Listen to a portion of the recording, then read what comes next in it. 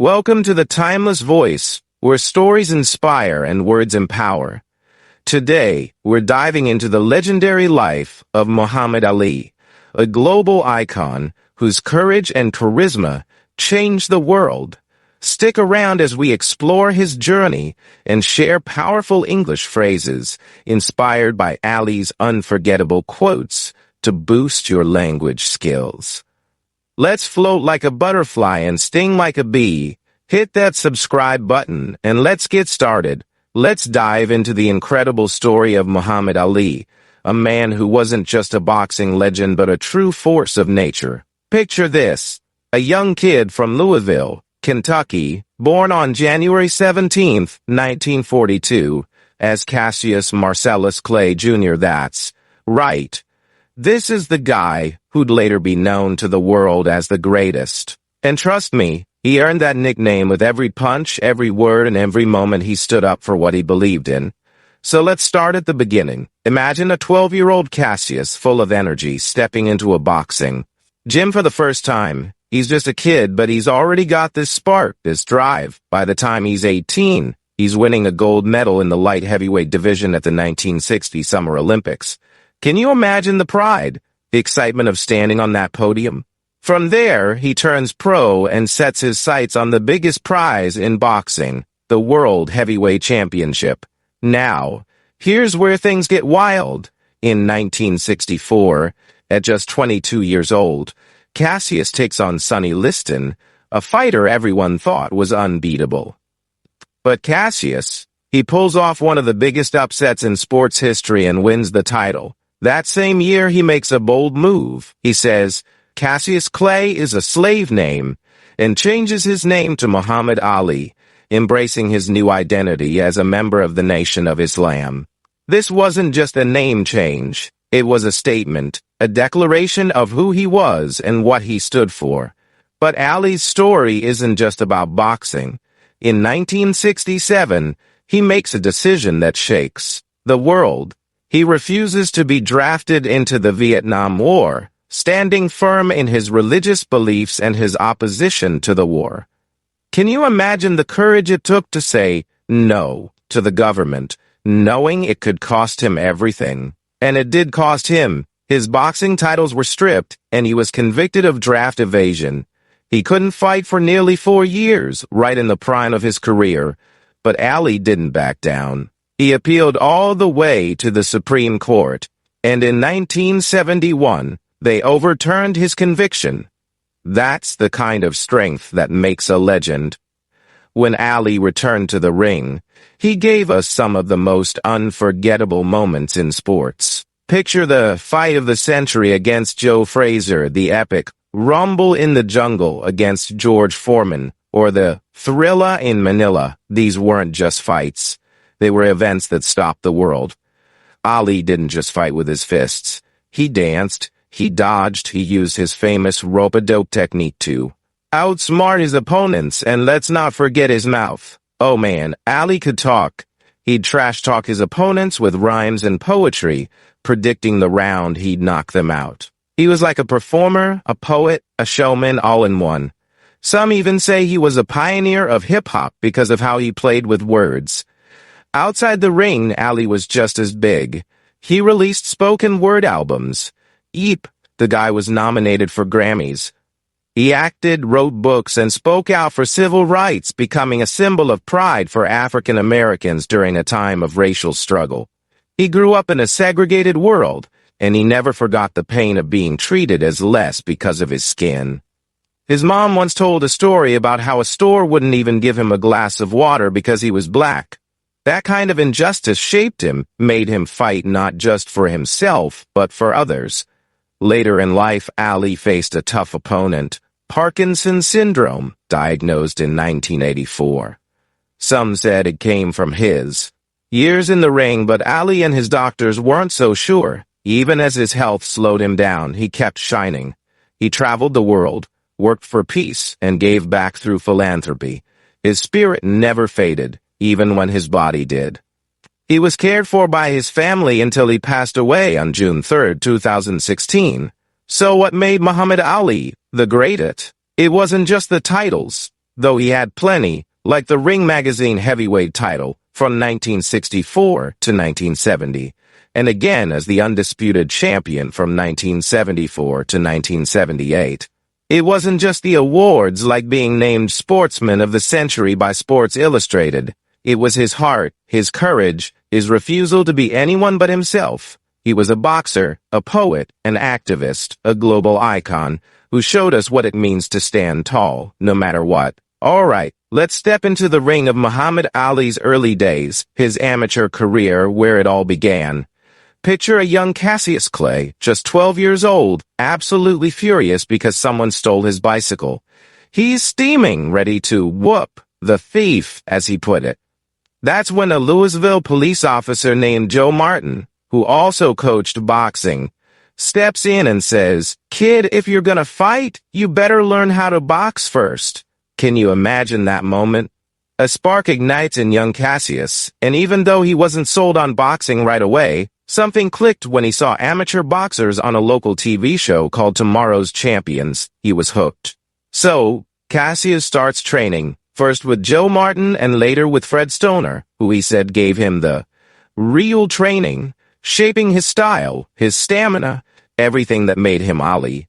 For the last 4 years of his amateur career, he worked with Chuck Bodak, a boxing cutman who helped polish his skills. In 1954, at 954, just 12, Cassius steps into the ring for his first amateur fight against a local boxer named Ronnie O'Keefe. It's a close one, but he wins by split decision. That's the start of something big. From there, Cassius was unstoppable. He racked up 6 Kentucky Golden Gloves titles, 2 Chicago Golden Gloves, 2 National Golden Gloves titles, and 2 Amateur Athletic Union national titles. By 1960, he's 18 and competing in the Summer Olympics in Rome, where he wins the light heavyweight gold medal. His amateur record? An incredible 100 wins and only 5 losses. Can you feel the hustle, the grind, the sheer determination of this young man? But here's a story that shows the world he grew up in. After coming home from the Olympics, fresh off that gold medal win, Cassius and a friend walk into a whites-only restaurant in Louisville. They refuse service because of their skin color, and things escalate into a scuffle with a white gang. Heartbreaking, right? In his 1975 autobiography, Ali said he was so angry that he threw his Olympic gold medal into the Ohio River. Now, some folks, like his friends Bundini Brown and Howard Bingham, later said that story might have been exaggerated. Maybe he lost the medal a year later. Either way, that moment of rejection stung deep. Years later, in 1996, during the Atlanta Olympics, Ali was honored with a replacement medal at the Georgia Dome. Imagine the pride of that moment, standing there as the crowd cheered for a legend. Now, let's fast forward to his pro career kicking off. On October 29, 1960, Cassius makes his professional debut against Tony Hunsaker. He wins a 6-round decision, and from there he's on fire, building a 19-0 record by the end of 1963 with 15 knockouts. He's beating guys like Tony Asperti, Jim Robinson, Donnie Fleeman, and even his former trainer, Archie Moore, in 1962. But it wasn't all smooth sailing. He got knocked down by Sonny Banks and Henry Cooper. Yeep, even the greats take hits. In the Cooper fight, a left hook floored him at the end of round 4, but the bell saved him, and he came back to win in the 5th. Just as he predicted, because Cooper's eye was badly cut. One of his toughest early fights was against Doug Jones in 1963 at Madison Square Garden. Jones rocked him in the first round, and the crowd wasn't happy with the unanimous decision for Cassius, booing and throwing stuff into the ring. Even Sonny Liston, the heavyweight champ watching on TV, joked he'd get arrested for murder if he fought Cassius. That fight was so intense it was named Fight of the Year by the Ring magazine. And let's talk about that mouth of his. Cassius was already mastering the art of trash talking, calling Jones an ugly little man, and Cooper a bum. He'd say things like Madison Square Garden was too small for me. Where'd he get this flair? From a pro wrestler named Gorgeous George, who he met in Las Vegas in 1961. George told him that talking big draws crowds. Some want to see you win, others want to see you lose. Cassius took that advice and ran with it, becoming the loud, brash, bragging showman we know as Ali. Around this time, he's also making big changes behind the scenes. He leaves Archie Moore's camp, partly because he wasn't into doing chores like washing dishes, and hires Angelo Dundee as his trainer. He'd met Dundee back in 1957 during his amateur days, and they clicked. He even tried to get his idol, Sugar Ray Robinson, to manage him, but Robinson passed. No matter, Cassius was ready for the big leagues. By late 1963, he's the top contender for Sonny Liston's heavyweight title. The fight's set for February 25, 1964, in Miami Beach. Liston was a beast, intimidating, tied to the mob, and coming off 2 first-round knockouts of Floyd Patterson. Everyone thought Cassius was out of his depth. He was an 8-1 underdog. But Cassius, he's taunting Liston, calling him a big ugly bear and saying he'd donate him to the zoo after the fight. At the weigh-in, he's shouting, "Someone's gonna die tonight." His pulse was racing at 120. Double his normal rate. Was he nervous? Maybe, but he was also hyping the crowd like no one else. When the bell rings, Liston charges, looking for a quick knockout. But Cassius is too fast, dancing around, making Liston miss. By the end of the first round, Cassius is landing jabs. In round 3, he cuts Liston's eye, something no one had done before. Then, drama. At the end of round 4, Cassius comes back to his corner, eyes burning, begging Angelo Dundee to cut off his gloves. Some say Liston's corner might have put ointment on his gloves to irritate Cassius' eyes. Dundee says no way, keeps him in the fight, and by round 5, sweat and tears clear his vision. In the 6th, Cassius dominates, and Liston doesn't answer the bell for round 7. Technical knockout. Cassius Clay wins. He's 22. The youngest to take the heavyweight title from a reigning champ. He runs to the ropes, shouting to the press, "Yea, your words, I am the greatest. I shook up the world." That victory was just the start. Soon after, he changes his name to Muhammad Ali, embracing his new identity with the Nation of Islam. The rematch with Liston in 1965, oh, that's a story. It's controversial, with a phantom punch, knocking Liston down in the first round. Ali wins in under 2 minutes, but some say Liston took a dive. Either way, Ali's legend grows. All right, let's keep the story rolling with Muhammad Ali's journey. After his epic fight with Floyd Patterson in 1965, this is where things get even more intense, both in and out of the ring. Picture Ali, now the heavyweight champ, not just dominating boxing, but shaking up the world with his bold moves. He's not just fighting opponents, he's fighting for his beliefs, his identity, and his place in history. Let's dive into this chapter, starting with his new venture, Main Bout, and the chaos that followed. So, after the Patterson fight, Ali takes a big step and starts his own promotion company called Main Bout. This wasn't just about throwing punches, it was about taking control. Main Bout handled Ali's boxing promotions and those pay-per-view closed-circuit TV broadcasts that brought his fights to fans everywhere. The company's stockholders, mostly members of the Nation of Islam, along with a few others, including a young promoter named Bob Arum. Can you imagine Ali, already a superstar, building his own empire to make sure his fights reach the masses? That's next-level vision. Now, Ali's got a big fight lined up against Ernie Terrell, the WBA heavyweight champ, set for March 29, 1966, in Chicago. But here's the twist. The WBA had stripped Ali of his title after he joined the Nation of Islam. So this was a chance to unify the belts. Problem is, the world outside the ring was about to throw a bigger punch than any opponent. In February 1966, the Louisville Draft Board reclassified Ali from 1IA Young, fit for service due to his dyslexia and struggles with reading and writing, to 1A, meaning he was eligible for the Vietnam War draft. Ali didn't hold back. He said, "I ain't got no quarrel with them Viet Cong." He made it clear he wasn't going to fight in a war he didn't believe in, saying it went against his religious beliefs as a Muslim. That line about the Viet Cong, it became legendary, though some say the second part, "No Viet Cong ever called me nigger," might have been added later.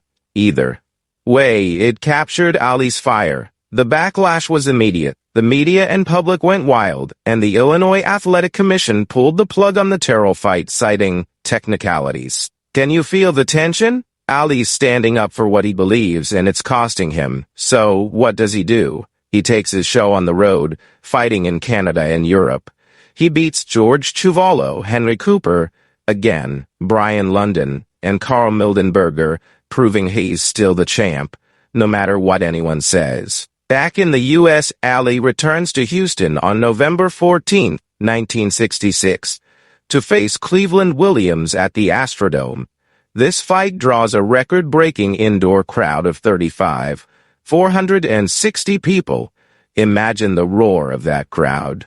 Williams was a heavy hitter, but he'd been through a lot, including a near-fatal shooting in 1964 that cost him a kidney and part of his intestine. Ali, he was at his peak, putting on what many call the finest performance of his career. He dances, he jabs, he dominates, and by the third round, it's a technical knockout. Ali was untouchable that night. Then comes the Terrell fight on February 6, 1967, also in Houston. This one's personal. Terrell keeps calling Ali Clay, refusing to respect his new name, and it's driving Ali nuts. During a pre-fight interview with Howard Cosell, they nearly come to blows over it. Ali's not just fighting for a win, he's fighting for respect. He says, "I want to torture him. A clean knockout's too good for him." The fight's close until the 7th round when Ali bloodies Terrell and nearly knocks him out. In the 8th, Ali's taunting him, jabbing and yelling, "What's my name? Uncle Tom. What's my name?" It's brutal. And Ali wins a unanimous 15-round decision. But the fight's ugly. Terrell claims Ali thumbed his eye early on, making him fight half-blind, and rubbed it against the ropes. Critics called it cruel, with one writer saying it was a wonderful demonstration of boxing skill and a barbarous display of cruelty. Ali denied being dirty, but for his critics, this fight fueled their view of him as arrogant. Just a month later, on March 22, 1967, Ali defends his title against Zora Fali. It's another win, but the storm's coming. On April 28, 1967, Ali's called to report for induction into the U.S. Army in Houston. He refuses to step forward not once, not twice, but 3 times. An officer warns him it's a felony, with up to 5 years in prison and a $10,000 fine. Ali doesn't budge. He's arrested that day, and the New York State Athletic Commission suspends his boxing license. The WBA strips his title, and other boxing commissions follow. On June 20, 1967, a jury finds him guilty of draft evasion after just 21 minutes. He's sentenced to 5 years in prison and fined, but he stays free while appealing. This is where Ali's courage really shines. He's not just a boxer anymore. He's a symbol. On June 4, 1967, he's joined by black athletes like Jim Brown, Bill Russell, and Kareem Abdul-Jabbar at the Cleveland Summit. In Ohio, they grill him to make sure his stance is real, and they decide to back him. Ali's out of the ring, banned from boxing, and even his passport's taken, so he can't fight abroad, but he doesn't sit quietly. He hits the college circuit, speaking out against the Vietnam War and for black pride and racial justice. At Howard University, he gives his "Black is Best" speech to 0 cheering students. Can you imagine the energy in that room? He's inspiring a generation, even as he's called the most hated man in America by some, facing death threats and hate. While he's exiled, Ali does something wild. He takes part in a fantasy fight against retired champ Rocky Marciano in 1969. Since he can't fight for real, he and Marciano film about 75 one-minute rounds for a super fight decided by a computer and boxing experts. In the U.S. version, Ali loses by a simulated 13th round knockout, but in Europe, Marciano loses by cuts. Ali jokes that computer was made. In Alabama, hinting at prejudice, it's a strange moment, but it keeps his name out there. By 1970, things start shifting. Public opinion is turning against the Vietnam War, and Ali's stance is gaining support. In August, Atlanta City Athletic Commission grants him a boxing license thanks to black political leaders like Leroy Johnson. On October 26, 1970, Ali returns against Jerry Quarry in Atlanta, winning by a third-round cut. A month earlier, a federal court forces New York to reinstate his license, and in December he fights Oscar Bonavena at Madison Square Garden. It's not his best showing, but he pulls off a dramatic 15th round TKO. These wins set him up as a top contender again, eyeing a showdown with Joe Frazier. On June 28, 1971, the Supreme Court overturns Ali's conviction 8-0. Not because they fully back his claims, but because the draft board didn't explain why they denied his conscientious objector status. Ali's free, and his exile is over. His refusal inspired so many. Civil rights leaders like Ralph Abernathy called him a living example of soul power, and Coretta Scott King praised him as a champion of justice. Even his trainer, Angelo Dundee, said Ali was robbed of his prime years. Bob Arum, who once disagreed with Ali's choice, later said Ali's impact on the world was bigger than his boxing. All right, let's jump into one of the most electrifying chapters of Muhammad Ali's life, the fight of the century against Joe Frazier and the epic battles that followed. This is where Ali's legend grows even bigger, with drama, heart, and some of the most unforgettable moments in sports history. Picture the scene. It's 1971. Ali's fighting to reclaim his place in the world, and the stakes couldn't be higher. Let's get into it. It's March 8, 1971, at Madison Square Garden, and the world is buzzing for Ali versus Joe Frazier, dubbed the fight of the century. Both men are undefeated, both claim to be the heavyweight champ. Ali's got the hearts of the people, but Frazier holds the title. This isn't just a fight, it's a global event, broadcast to 36 countries, with 760 press passes handed out. Veteran boxing writer John Condon called it the greatest event he'd ever worked on. Can you feel the hype? The air's electric. The build-up is wild. Ali's trash-talking is next level. He calls Frazier a dumb tool of the white establishment, says he's too ugly and too dumb to be champ, and brands him an Uncle Tom. Frazier's fuming, especially when Ali says only white people in suits, Alabama sheriffs, and the Ku Klux Klan are rooting for him, while Ali's fighting for him, while Ali's fighting for the little man in the ghetto. Frazier's camp is livid, with Joe smashing his fist into his hand, growling. What the fuck? Does he know about the ghetto? It's personal, and the tension's ready to explode. Ali's been training hard at a new camp he set up in Deer Lake, Pennsylvania, a 5-acre spot he carved out in the countryside. He loves the quiet, the focus, and it becomes his base for every fight from 1972 until he retires in 1981. When fight night comes, it's a war. Frazier's relentless, crouching and weaving, pounding Ali's body. Ali's landing jabs and combinations, but he's taking more punishment than ever. Early on, he plays to the crowd, shaking his head, no, after getting hit, like he's untouchable. By the later rounds, he tries a new trick, leaning on the ropes, letting Frazier wail on him to tire him out. It's the first glimpse of what'll later be called the rope-a-dope. In the 11th, Frazier lands a left hook that rocks Ali, but Frazier hesitates, thinking Ali's clowning as he staggers. Then, in the 15th, Frazier drops Ali with a vicious left hook. Referee Arthur Mercante said it was as hard as a man can be hit. Ali's down, but he's up in 3 seconds, showing that heart of a champion. Still, Frazier wins by unanimous decision.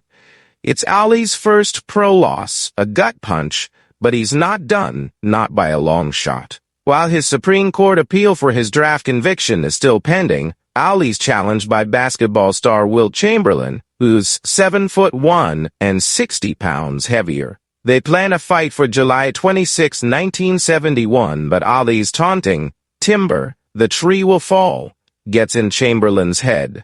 With pressure from the Lakers owner, Chamberlain backs out. Instead, after the Supreme Court overturns Ali's conviction on June 28, 1971, Ali fights Jimmy Ellis, a childhood friend and former sparring partner, on July 26. Ali wins by a 12th round TO, getting back on track. In 1972, Ali's a machine, racking up 6 wins including against Jerry Quarry, again, Floyd Patterson, again, and Bob Foster. In 1973, he faces Joe Bugner and Ken Norton. Against Norton, Ali's overconfident, not seeing him as a threat. Big mistake. Norton breaks Ali's jaw, either in the second or final round, and hands him his second career loss by decision. Ali bounces back, beating Norton in a controversial rematch later that year, setting up a second showdown with Frazier on January 28, 1974, at Madison Square Garden. Frazier's no longer champ, having lost to George Foreman, but this fight's still huge. Ali comes out strong, staggering Frazier in the second round, but referee Tony Perez messes up, thinking the round's over and stepping in, giving Frazier time to recover. Frazier fights back, snapping Ali's head in the 7th and pushing him to the ropes in the 8th. The last 4 rounds are a back-and-forth slugfest, with Ali using his smarts to circle and clinch to avoid Frazier's left hook. Judges give Ali the unanimous decision. A sweet redemption. This win sets the stage for one of the greatest fights ever. The Rumble in the Jungle against George Foreman on October 30th, 1974, in Kinshasa, Zaire. Foreman's a monster, knocking out Frazier and Norton in 2 rounds each. At 32, Ali's slower, and almost no one, not even Howard Cosell, gives him a chance against the unbeaten Foreman, a 4-1 favorite. But Ali's as confident as ever, telling David Frost, "If you think the world was surprised when Nixon resigned, wait till I whoop Foreman's behind." He's hyping the crowd, saying he's wrestled with an alligator, tussled with a whale, handcuffed lightning, thrown thunder in jail. The Zaire crowd loves him, chanting, "Ali, Bomay, Ali, kill him." In the ring, Ali shocks everyone. He starts fast, landing right crosses, then, in the second round, goes to the ropes, letting Foreman swing while he covers up, clinches, and taunts. "That all you got, George? It's the rope-a-dope, and it's genius." Foreman's punches miss or glance off, and he's tiring. By the 8th, Foreman's gassed, and Ali strikes, dropping him with a combination. Foreman can't beat the count. Ali's champ again. 1 billion people watch worldwide, the biggest TV audience ever at the time. It's a triumph that cements Ali's legend. Next, Ali faces Chuck Wepner, Ron Lyle, and Joe Bugner in 1975, winning all 3. Wepner, a scrappy underdog, knocks Ali down in the 9th, though Ali says he tripped. That fight inspires Sylvester Stallone to write Rocky. Then comes the 3rd Frazier fight, the Thrilla in Manila, on October 1st, 1975, in brutal 100-degree heat. Ali starts strong, trading blows, but soon leans on the rope-a-dope. Absorbing Frazier's attacks while counterpunching, Frazier tires by the 12th, and Ali takes over, closing Frazier's left eye and cutting his right. In the 13th and 14th, Ali's relentless, landing shots like target practice. Frazier's trainer stops the fight before the 15th. Ali wins by TKO, but he's exhausted, collapsing on his stool.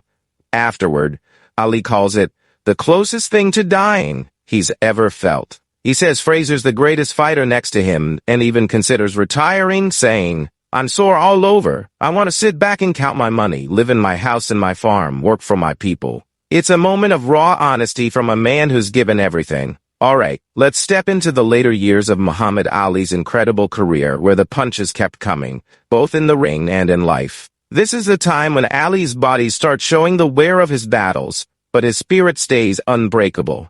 Picture a man who's already a legend, pushing through challenges, with the same fire that made him the greatest. Let's dive in, starting with 1976, and walk through this final chapter of his boxing journey, his personal life, and the legacy he built.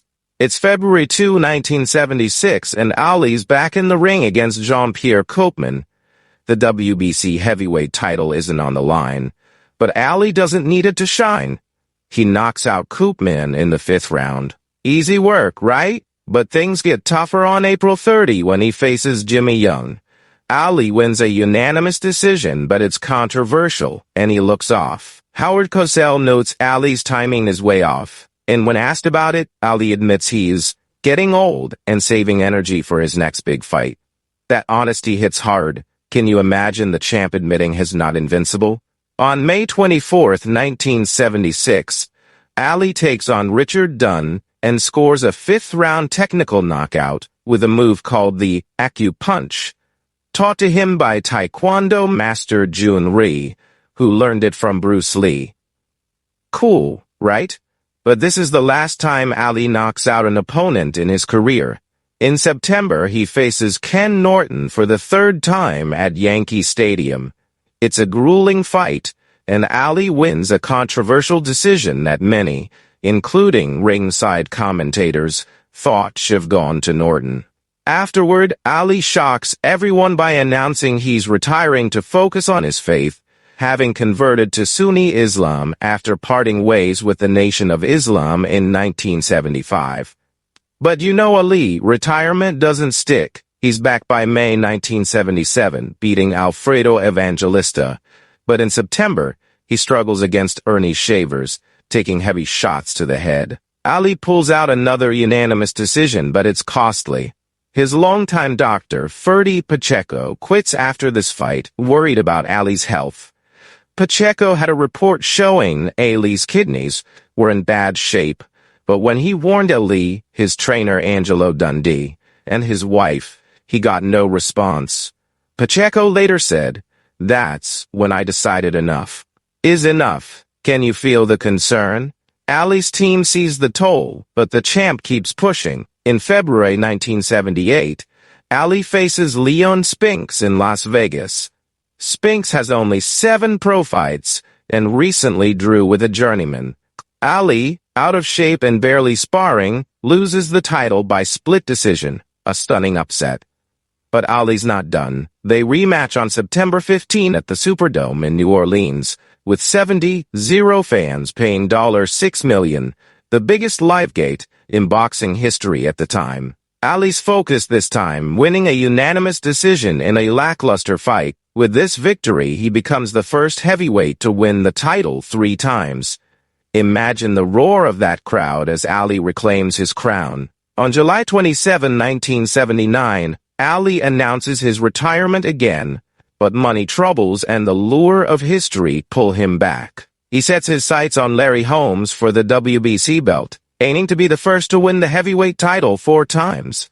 The fight's on October 7, 1980 at Caesars Palace in Las Vegas. Holmes, nicknamed the Eastern Assassin, is in his prime, and Ali's not the same. His hands tremble, his speech stutters. The Nevada Athletic Commission demands a physical, but Ali gets cleared by the Mayo Clinic instead. His team, including trainer Richie Giachetti, knows it's a bad idea, with Giachetti calling it the worst sports event I ever had to cover. Sylvester Stallone, watching ringside, says it's like an autopsy on a man who's still alive. Holmes dominates, and after the 10th round, Angelo Dundee stops the fight, the only time Ali loses by stoppage. Afterward, Ali's given painkillers and antidepressants against boxing rules, showing how rough it was. Despite pleas to retire, Ali fights one last time on December 11, 1981, against Trevor Berbick in Nassau, Bahamas. He loses a 10-round decision, and at 39, his pro career ends with a record of 56 wins, 5 losses, and 37 knockouts. It's a quiet end for a man who shook the world.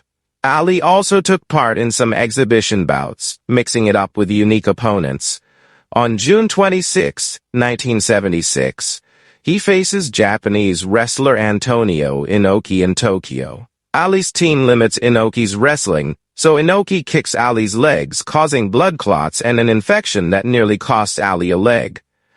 The fight's a draw, called a 15-round farce by some, but CBS Sports later said it hinted at the rise of mixed martial arts. Ali and Inoki became friends, though. In 1979, Ali boxes NFL player Lyle Alzado in an 8-round draw, and in 1983, he toys with NHL player Dave Semenko in a 3-round draw. These were light-hearted, but they showed Ali's charisma never faded. Now, let's talk about Ali's personal life, which was as complex as his fights. He married 4 times and had 9 children. His first marriage was to Sunji Roy in 1964, but they divorced in 1966 over her refusal to join the Nation of Islam. Ali's brother Rahman said Sunji was his true love, and Ali never got over her. In 1967, Ali married Belinda Boyd, who became Khalila Ali. They had 4 kids, Maryam, twins, Jamila, and Rashida, and Muhammad Ali Jr. They split in 1977 due to Ali's infidelity. In 1973, while still married to Belinda, Ali began a relationship with 16-year-old Wanda Bolton, later Aisha Fletcher, fathering a daughter, Kalia, born in 1974. They had an Islamic marriage that wasn't legally recognized, and Kalia later said Ali saw her as a mistake. Ali also had another daughter, Mia, born in 1972, with Patricia Harville.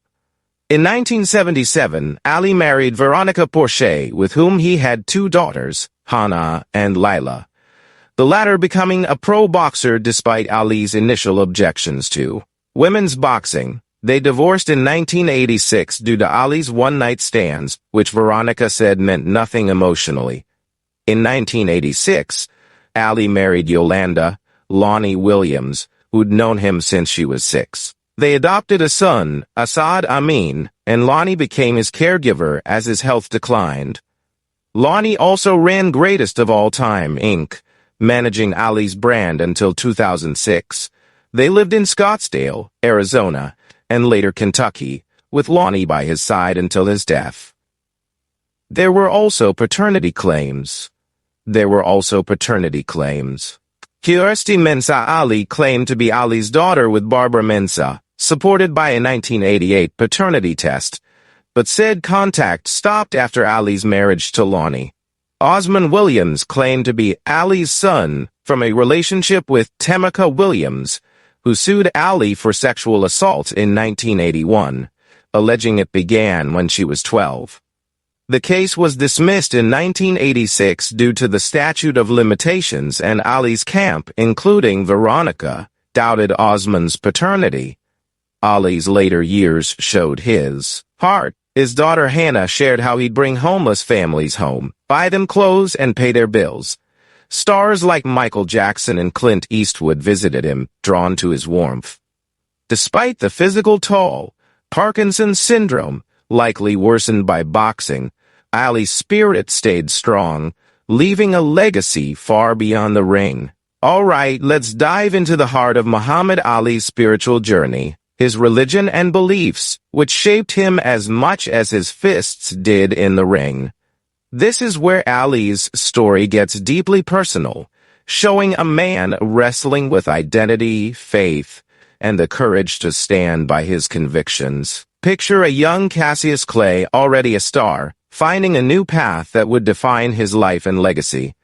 Let's walk through this, step by step, with the same passion Ali brought to everything. It all starts in 1959 when a teenage Cassius Clay, competing in the Golden Gloves in Chicago, first hears about the Nation of Islam. He's intrigued, and by 1961, he's attending his first meeting. he keeps it quiet, voxings his focus, and this is a controversial group. In 1962, he meets Malcolm X, who becomes his spiritual and political mentor. Malcolm's sharp mind and bold ideas about black pride and self-determination light a fire in Clay. By the time he's gearing up to fight Sonny Liston in 1964, Nation of Islam members, including Malcolm X, are part of his entourage. Just before the fight, the Miami Herald drops a bombshell, quoting Clay's father saying his son joined the Black Muslims at 18. The story almost cancels the fight. Can you imagine the uproar? Here's the thing. The Nation of Islam initially didn't want Clay because he was a boxer, which they saw as conflicting with their values. But after he beats Liston and becomes heavyweight champ, they warm up to him. On March 6, 1964, Elijah Muhammad, the nation's leader, announces on the radio that Clay will be renamed Muhammad Ali, meaning one who is worthy of praise and most high. Ali embraces it, moving to Chicago's South Side, living near Mosque Mariam and Elijah Muhammad's home. He's all in, staying in Chicago for about 12 years. A is bold about his new identity. He calls Cassius Clay a slave name, tied to a white slave owner turned abolitionist. After studying this namesake, Ali writes in his autobiography that the man may have gotten rid of his slaves, but held on to white supremacy. Ali asks, "Why should I keep my white slave master's name visible and my black ancestors invisible, unknown, honored?"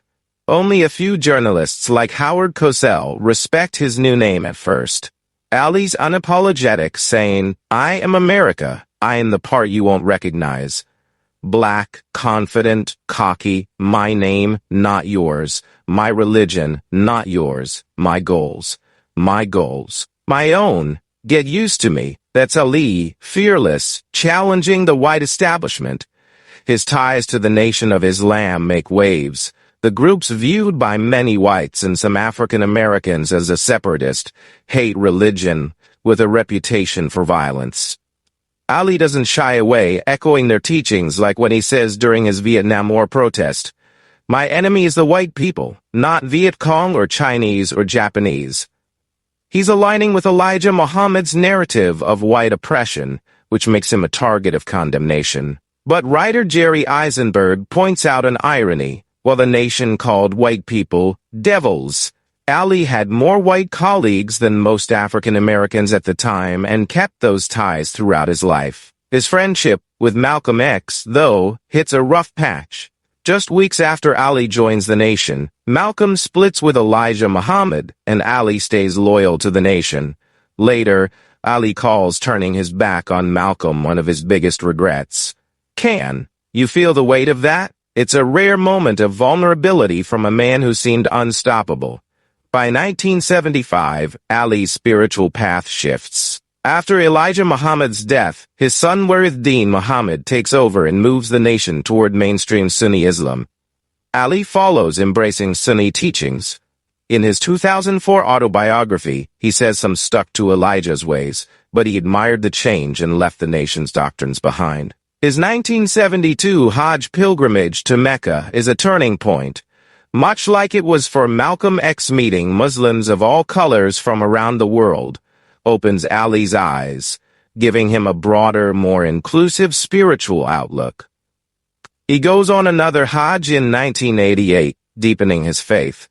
Ali's beliefs evolve into a universal call for peace. In 1977, he says he wants to retire to get ready to meet God by helping people, supporting charities and uniting humanity. After the 9/11 attacks in 2001, he defends Islam, saying, "Islam is a religion of peace, and Islam is a religion of peace," condemning terrorists as racist fanatics who are true Muslims. In 2015, after the Paris attacks, he doubles down, urging Muslims to stand against those who misuse Islam and calling on leaders to clarify that these misguided murderers distort the faith. His daughter Hannah later shares how Ali was drawn to Sufism, inspired by Inayat Khan's teachings, which emphasized love and unity. Ali worked with Islamic scholars like Hamza Yusuf and Timothy Jannati, who even planned his funeral.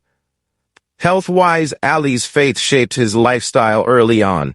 As an amateur, he avoided smoking, drugs, alcohol, and even soda, following a unique diet. Once he joined the Nation of Islam, they provided cooks to prepare meals aligned with their dietary rules, keeping him disciplined. Alright, let's wrap up Muhammad Ali's incredible story with a final look at his hometown honors, his global influence, and the lasting tributes that cement his legacy.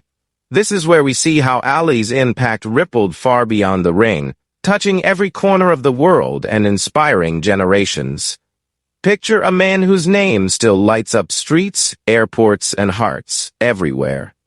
Let's dive in with the same passion Ali brought to life. Hometown honors back in 1978, as Louisville considered renaming Walnut Street to Muhammad Ali Boulevard. The Jefferson County Public Schools Committee explored renaming Ali's alma mater, Central High School, in his honor. It had the backing of then Jefferson County Judge, Executive Mitch McConnell. Yes, that Mitch McConnell, now U.S. Senate Minority Leader, and the Jefferson County Fiscal Court gave it a thumbs up. But the committee hit pause, citing the school's deep traditions and pushback from alumni. They suggested other ways to celebrate Ali, and over time, Louisville embraced him fully. Muhammad Ali Boulevard became a proud symbol, despite some initial hiccups, when 12 of the 70 new street signs were stolen in a week. Can you imagine the city claiming its champ like that? In November 2005, Ali and his wife Lonnie opened the Muhammad Ali Center in downtown Louisville, a $54,093,000 square foot nonprofit dedicated to peace, social responsibility, respect, and personal growth. It's more than a museum for Ali's boxing memorabilia. It's a beacon of his values, inspiring visitors to live with purpose. Then, on January 16, 2019, the Louisville Regional Airport Authority voted to rename the city's main airport, Louisville Muhammad Ali International Airport. Mayor Greg Fisher nailed it, saying, "Muhammad became one of the most well-known people to ever walk the earth, and has left a legacy of humanitarianism and athleticism that has inspired billions." On June 6, 2019, the airport unveiled a logo with Ali's silhouette, arms raised in victory against a butterfly backdrop, perfect for the man who floated like one and stung like a bee. Global influence. Ali's reach stretched far beyond Louisville. Martial artist Bruce Lee studied Ali's footwork in the 1960s, weaving it into his Jeet Kune Do style, a testament to Ali's influence on combat sports. In the Philippines, Ali Mall in Quezon City, opened in 1976, was named after him, following his Thrilla in Manila win over Joe Frazier. Ali even attended the opening of this groundbreaking mall. His 1976 fight with Antonio Inoki in Japan sparked the mixed martial arts (MMA) movement, inspiring Inoki's students to found Pancrase in 1993, which led to Pride Fighting Championships in 1997, later absorbed by the UFC. That one fight helped birth a sport. Ali's courage earned him prestigious awards. In 1997, he received the Arthur Ashe Courage Award for his fearless stand against injustice. In 2001, President Bill Clinton presented him with the Presidential Citizens Medal, and in 2005, President George W. Bush awarded him the Presidential Medal of Freedom. That same year, Ali received the Otto Hahn Peace Medal in gold from the UN Association of Germany for his work with civil rights and the United Nations. The Muhammad Ali Boxing Reform Act, passed in 2000, protected boxers' rights in the U.S., and in 2016, a bill was introduced to extend it to Ummah, showing Ali's lasting impact on fighters' welfare. In June 2007, Princeton University gave him an honorary doctorate of humanities, and in 2015, Sports Illustrated renamed its Sportsman Legacy Award the Muhammad Ali Legacy Award, honoring his ideals of sportsmanship and philanthropy. In 2016, the Society of Voice Arts and Sciences created the Muhammad Ali Voice of Humanity Honor, awarded to those whose voices uplift society, with a bronze sculpture of Ali mid-speech. Recipients include Lonnie Ali, Stacey Abrams, and Ken Burns. In June 2016, Senator Rand Paul proposed an amendment to end the U.S. draft, named after Ali, though it didn't pass. A 2017 attempt to create a Muhammad Ali commemorative coin act also fell short. On May 31, 2025, Lewiston, Maine, unveiled the first full-body bronze statue of Ali in the U.S., marking his 1965 rematch with Sonny Liston, a fitting tribute in a historic fight town. 20th century superlatives. By the end of the 20th century, Ali was a giant on every major list of greatness. Sports Illustrated crowned him Sportsman of the Century, and the BBC named him Sports Personality of the Century, with more votes than all other candidates combined.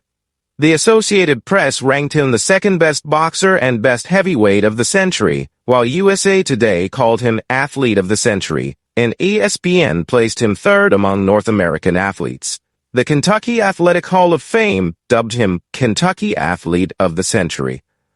In 1990, Life magazine listed him among the 100 most influential Americans of the century, and in 1999, Time included him with Pelé and Jackie Robinson in its 100 most important people of the 20th century. A 1993 AP study found that over 97% of Americans over 12 recognized Ali, tying him with Babe Ruth as the most identifiable athlete. That's the power of his name. Media and popular culture. Ali was a pop culture titan, dubbed the world's most famous person by media. His fights from 1974 to 1980 drew 1.2 billion viewers, and his 1996 Olympic flame lighting reached 3.5 billion. He graced Sports Illustrated's cover 38 times, second only to Michael Jordan, and Time's cover 5 times. A 2015 Harris poll ranked him among the 3 most recognizable U.S. athletes, alongside Jordan and Ruth. Ali's story inspired countless works. He starred in a 1978 This Is Your Life episode, surprised by host Eamon Andrews. In 1978, DC Comics pitted him against Superman in Superman vs. Muhammad Ali. He guest starred as himself on Different Strokes in 1979, a show whose title echoed his 1966 quote, "Different strokes for different folks." Also inspiring in 1967, Syl Johnson's song sampled widely in hip-hop. Ali's books like The Greatest, My Own Story and The Soul of a Butterfly were bestsellers, and his oral history with Thomas Hauser, Muhammad Ali, His Life and Times, dropped in 1991. Films captured his saga. When We Were Kings, 1996, won an Oscar for Best Documentary, while the 2001 biopic Ali earned Will Smith an Oscar nod. Smith took the role after Ali's personal nudge, joking, "Man, you're almost pretty enough to play me." Documentaries like The Trials of Muhammad Ali, 2013, Muhammad Ali's Greatest Fight, 2013, What's My Name? Muhammad Ali, 2019, and Ken Burns' 2021 PBS series Muhammad Ali brought his story to new generations. In 2021, One Night in Miami imagined a fictionalized meeting between Ali, Malcolm X, Jim Brown, and Sam Cooke. In spring 2025, the musical Ali, directed by Clint Dyer with music by Teddy Abrams and Q-Tip, will debut in Chicago before hitting Broadway, celebrating Ali's life on stage. The Muhammad Ali effect in psychology, named for his quip, "I only said I was the greatest, not the smartest," describes how people rate themselves as more moral, but not smarter than others. Ali's words shaped even academic thought. That's a wrap on our journey through the extraordinary life of Muhammad Ali here at the Timeless Voice. His legacy teaches us to stand tall, speak boldly and inspire change. Keep practicing those English phrases we shared, like Ali's iconic, float like a butterfly, sting like a bee, to add flair to your conversations. Don't forget to like, subscribe, and hit the bell for more stories and language tips that empower your voice. Until next time, keep shining like the champ.